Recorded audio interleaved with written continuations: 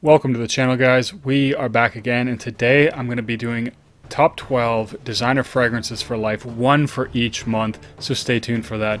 And if you like the content, hit that like and subscribe button. I really do appreciate it. So I was tagged in this video series by Mo from The Scented Engineer. Thought it was an interesting topic. It's always nice to think about which fragrances you really love, try to compile a list, and I tried to be at least somewhat original with this, or to have somewhat of a different fragrances. Of course, some of the usual suspects do show up, and there is, of course, for good reason. They're really amazing. But you know what, without getting too much into it, let's get into the list. I am going to start off with the month that it currently is when I'm filming this video, so June. And I'm going to start off with Wood Neroli by Bulgari.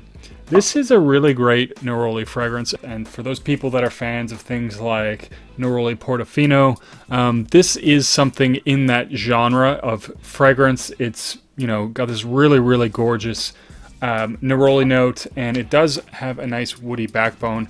The other thing that's really nice about it, it's refreshing, it's easy to wear, it's not too heavy, and it does last a pretty long time. So I do get pretty good performance out of this one, somewhere around that 6 to 8 hour mark. It's not a beast mode projector or whatever, but it does perform pretty nicely, especially for the type of fragrance that it is.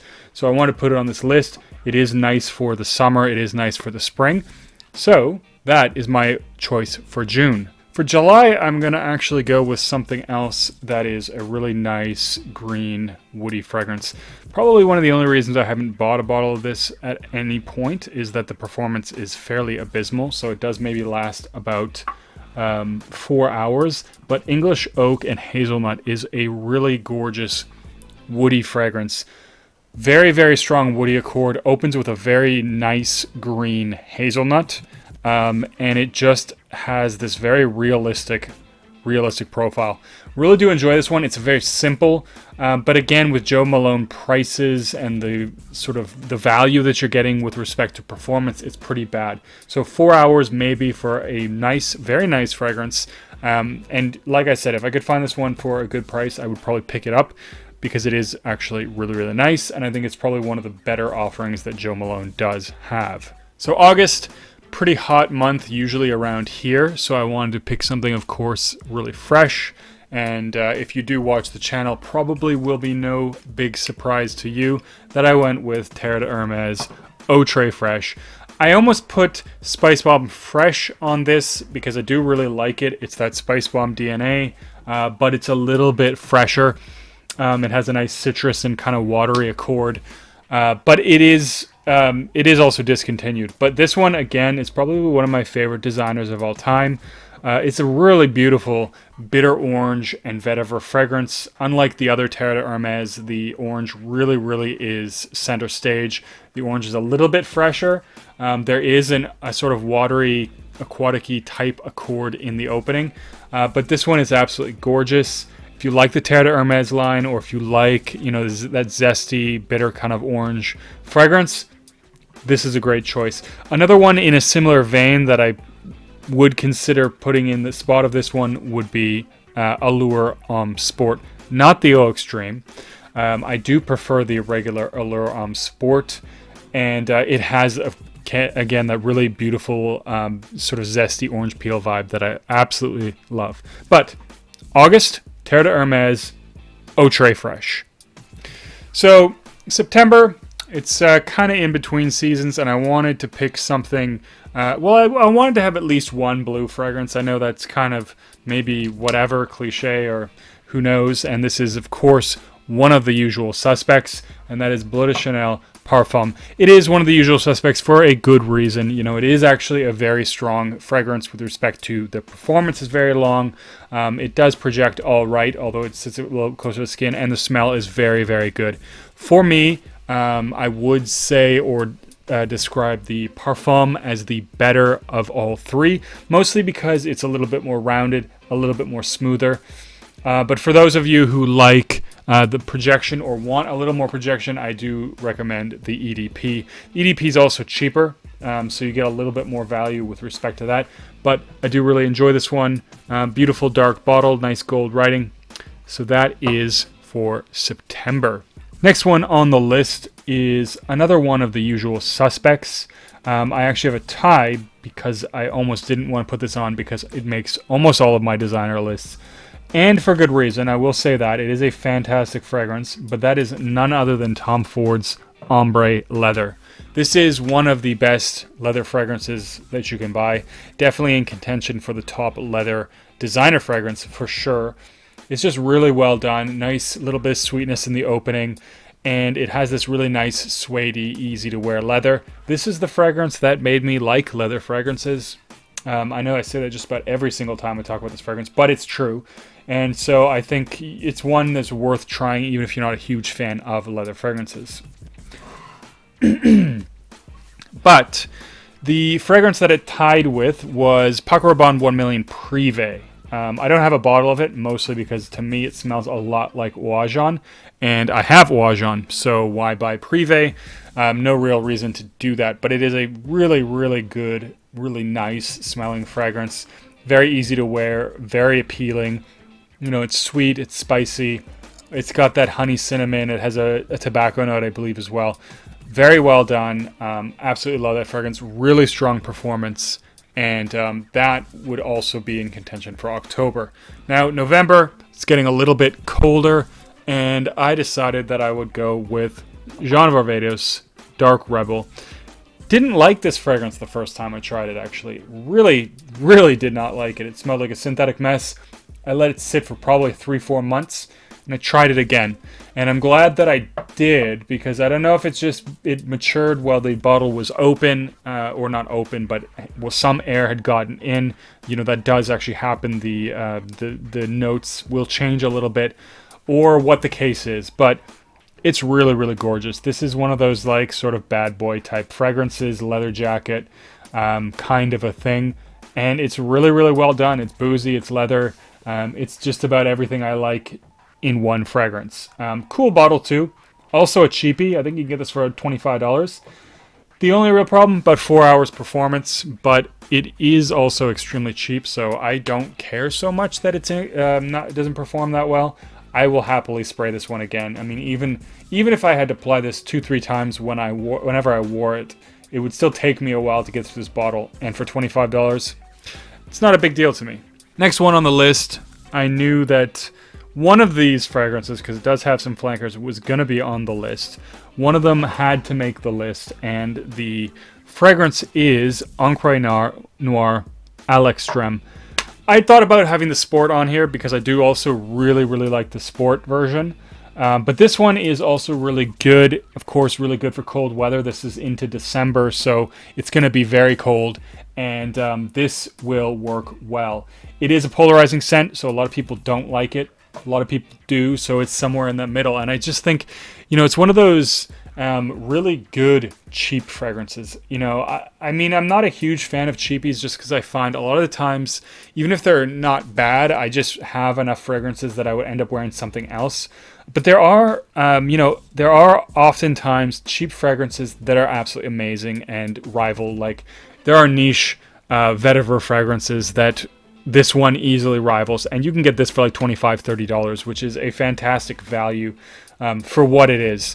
And so for me, I think it's a fantastic fragrance, and it is one of those cheapies that is worth having in the collection because it is absolutely fantastic. It is actually my favorite of the three. I do, as I mentioned, like the Sport quite a bit as well, just because it's a little easier to wear in the spring, summer. And it does have some nice vibes to it as well. But anyways, December, Encre Noir à l'Extrême. So we are into January, and I'm going to be going with another well-known heavy hitter, one that I'm going to try and do a review of fairly soon. I might wait until it gets a little bit colder or until it's almost going to be colder, so people can have a heads up on this, although it is talked about a lot. And that is Bentley for Men Intense. Really fantastic boozy fragrance. Another good cheapie. It's actually one that, of course, is not for everyone. I've heard that definitely there are people that don't like this one. But for those fans of boozy fragrances, I think it's worth checking out. It is a nice fragrance, and for the price that they're asking for it, I don't know that you can really go wrong. It is really, really well done. We are now into February, which is often, depending on where you're living, the coldest month of the year. So it's good time to pull out the heavy hitters. And of course, you know it had to make my list because I do love this fragrance a lot. I know it gets talked about a lot, but still, I had to put it on the list, and that is Spice Balm Extreme by Victor and Rolf.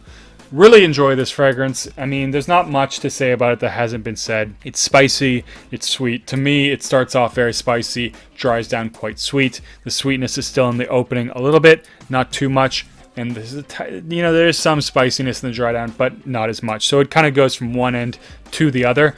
Somewhere in the mid there, I get this really nice sort of Coca-Cola gummy vibe that I really, really love. But as I mentioned in another video, this one I did not like when I first bought it. I blind bought it. Had some buyer's regret, maybe because I bought it in the middle of summer and I tried it in the middle of summer. But I did decide to give it a whirl again and really do enjoy this one. Enjoy the whole line, except for Night Vision. Not a fan of Night Vision.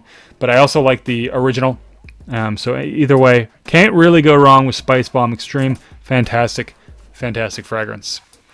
Now, the next one, March, another classic, another one of my personal favorites. And this is one of the best amber fragrances, one of the best tobacco fragrances. Not a huge fan of amber, but this one is really, really well done. And of course, Dolce & Gabbana, the one EDP. To me, EDP is the gem of the one line. I have tried quite a few of the other ones. I haven't tried all of them. I've tried Grey, I've tried Royal Night, I've tried Intense, I've tried the EDT. This one, it's still hard to outshine this one. It's just so well done. The depth, the extra depth is there with this one, so it's very beautiful, beautiful tobacco. This fragrance, sometimes I've just put it on and laid there smelling the air because it smells so amazing, the sillage. It's also very easy to wear because it's very likable. It also is quite versatile. You could wear this to work if you wanted to. You can wear it on a date. You can wear it in a formal occasion. You can wear it fairly casually as well. I mean, really any fragrance, if you really want, you can wear anytime. But this one does suit just about every occasion, partially because it is so likable. But fantastic fragrance. So April, another fragrance that I think is not talked about a lot. It is fairly old, so that might be why it's not talked about a lot. That's Tom Ford for Men. The way this fragrance opens up, it reminds me a lot of barbershop fragrances. Reminds me even a little bit of Viking in the fact that it's spicy. It has a little bit of mint in it. And it is actually really, really well composed. The only thing I will say is I don't get the best performance with it. So it is one you're going to have to respray, or at least I would have to respray. And it is, obviously being a Tom Ford, a little bit more expensive. It is the signature line, so of course it's cheaper. And maybe you can find it a little bit cheaper than retail, and it might certainly be worth it at that price. But it is actually really, really nice signature. It could be easily, for me, a signature scent because it just has that profile that works well. It has a mature smell, a classy smell, and it gives off, I think, a very good impression. Good as things are starting to warm up, I would put it fall or spring as the best times, not on a really cold day, not on a really hot day, to wear this fragrance, but it's a nice one. And I'm going to close out this list with none other than Vetiver by Guerlain. If I was going to buy a Guerlain fragrance, this would probably be one of them. Another really, really nice cheap fragrance. Although, a lot of people actually call Guerlain a niche house. And maybe technically they are, but I always think of them as designer. Mostly because you see them in a lot of designer-esque places and because their fragrances are often very cheap. I know that's not really the best precursor, but at least for the purpose of this list, I'm going to think of it as a designer fragrance. But you can fight me on that if you want. But anyways, it is a nice fragrance. Vetiver forward, Vetiver, lots of Vetiver. And I think spring is a great time for Vetiver fragrances, so I wanted to include that there. And it's not quite as dark, quite as overpowering as Alex Trem, so it is a nice one to have. I'm going to cut the list off there. I'm going to tag some people. I'm going to tag Chris from Casual Fragrances. I think I'm also going to tag Troy D from Troy D 247 Mall. And I think that's going to be it for the tagging on this one. Leave a comment down below. What are some of the fragrances you would pick if you had one for each month, designer edition? And as always, don't forget to like and subscribe, and I'll see you guys in the next video.